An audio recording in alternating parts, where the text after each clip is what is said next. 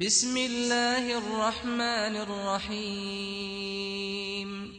Para sahabat memulai bacaan Kitabullah dengan basmalah, dan para ulama sepakat bahwa basmalah merupakan salah satu ayat dari surat An-Naml. Kemudian mereka berselisih pendapat apakah basmalah merupakan ayat tersendiri pada permulaan tiap-tiap surat, ataukah hanya ditulis pada tiap-tiap permulaan surat saja. Atau apakah basmalah merupakan sebagian dari satu ayat pada tiap-tiap surat, atau memang demikian dalam surat Al-Fatihah, tidak pada yang lainnya, ataukah basmalah sengaja ditulis untuk memisahkan antara satu surat dengan yang lainnya, sedangkan ia sendiri bukan merupakan suatu ayat.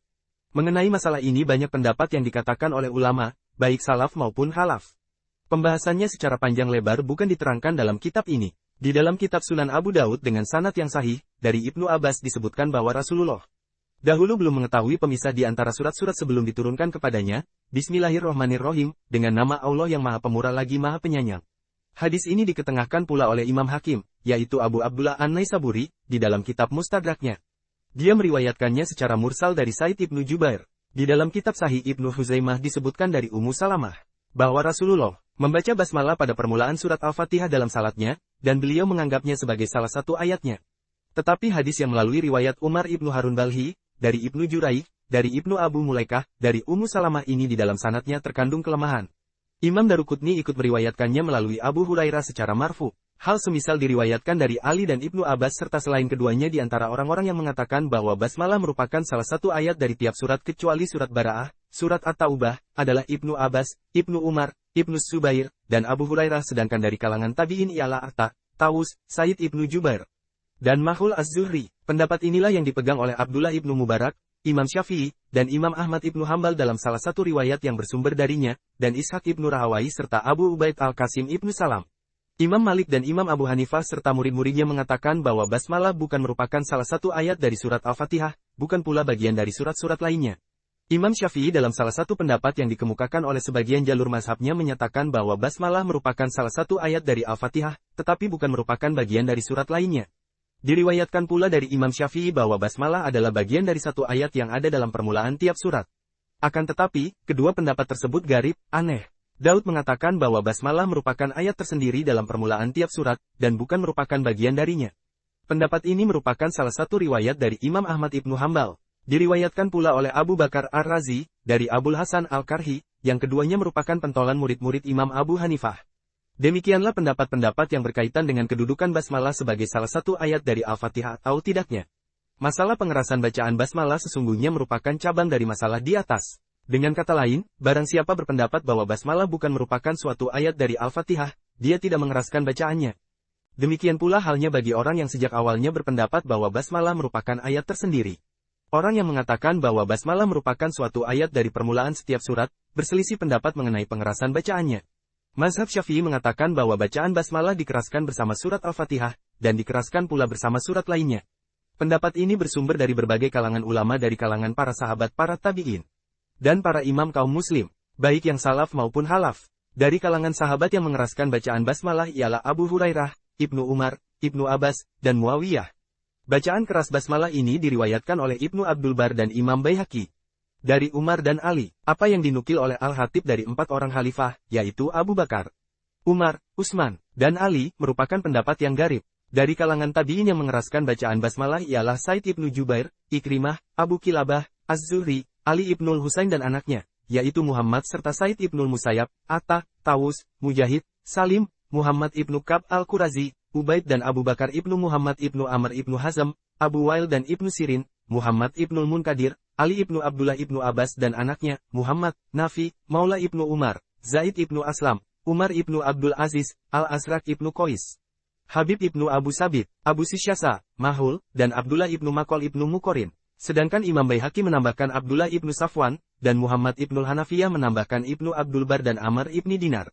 Hujah yang mereka pegang dalam mengeraskan bacaan basmalah adalah, karena basmalah merupakan bagian dari surat Al-Fatihah, maka bacaan basmalah dikeraskan pula sebagaimana ayat-ayat surat Al-Fatihah lainnya.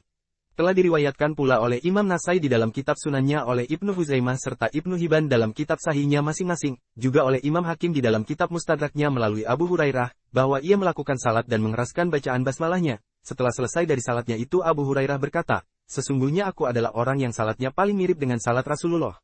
Di antara kalian, hadis ini dinilai sahih oleh Imam Daruqutni, Imam Hatib, Imam Baihaqi, dan lain-lainnya. Abu Daud dan Turmuzi meriwayatkan melalui Ibnu Abbas, bahwa Rasulullah pernah membuka salatnya dengan bacaan Bismillahirrahmanirrahim. Kemudian Turmuzi mengatakan bahwa sanadnya tidak mengandung kelemahan. Hadis yang sama diriwayatkan pula oleh Imam Hakim di dalam kitab Mustadraknya melalui Ibnu Abbas yang telah menceritakan bahwa Rasulullah mengeraskan bacaan Bismillahirrahmanirrahim. Kemudian Imam Hakim mengatakan bahwa hadis tersebut sahih. Di dalam Sahih Bukhari disebutkan melalui Anas ibnu Malik bahwa ia pernah ditanya mengenai bacaan yang dilakukan oleh Nabi, maka ia menjawab bahwa bacaan Nabi panjang, beliau membaca Bismillahirrahmanirrahim dengan bacaan panjang pada Bismillah dan Ar-Rahman serta Ar-Rahim. Dengan kata lain, beliau mengeraskan bacaan basmalahnya. Di dalam Musnad Imam Ahmad dan Sunan Abu Daud, Sahih Ibnu Huzaimah dan Mustadrak Imam Hakim, disebutkan melalui Ummu Salamah yang menceritakan bahwa Rasulullah membacanya dengan cara berhati-hati pada setiap ayat, yaitu, dengan nama Allah yang Maha Pemurah lagi Maha Penyayang. Segala puji bagi Allah, Tuhan semesta alam, Maha Pemurah lagi Maha Penyayang, yang menguasai hari pembalasan. Ad-Daruqutni mengatakan bahwa sanad hadis ini sahih. Imam Abu Abdullah As-Syafi'i meriwayatkan, begitu pula Imam Hakim dalam kitab Mustadraknya melalui Anas, bahwa Muawiyah pernah salat di Madinah, ia meninggalkan bacaan basmalah, maka orang-orang yang hadir, bermakmum kepadanya, dari kalangan muhajirin memprotesnya. Ketika ia melakukan salat untuk yang kedua kalinya, barulah ia membaca basmalah. Semua hadis dan asar yang kami ketengahkan di atas sudah cukup dijadikan sebagai dalil yang dapat diterima guna menguatkan pendapat ini tanpa lainnya.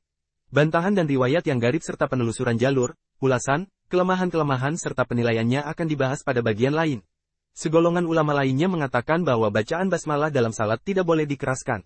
Hal inilah yang terbukti dilakukan oleh 4 orang khalifah, Abdullah ibnu Mughaffal, dan beberapa golongan dari ulama salaf kalangan tabi'in dan ulama khalaf, kemudian dipegang oleh mazhab Abu Hanifah, Imam Sauri, dan Ahmad ibnu Hambal. Menurut Imam Malik, basmalah tidak boleh dibaca sama sekali, baik dengan suara keras ataupun perlahan. Mereka mengatakan demikian berdasarkan sebuah hadis di dalam Sahih Muslim melalui Siti Aisyah R.A. yang menceritakan bahwa Rasulullah SAW membuka salatnya dengan takbiratul ihram dan membuka bacaannya dengan Alhamdulillahi Rabbil Alamina, yakni tanpa basmalah. Di dalam kitab Sahihain yang menjadi dalil mereka disebutkan melalui Anas ibnu Malik yang mengatakan, aku salat di belakang Nabi, Abu Bakar, Umar, dan Utsman. Mereka membuka bacaannya dengan Alhamdulillahi Rabbil Alamina.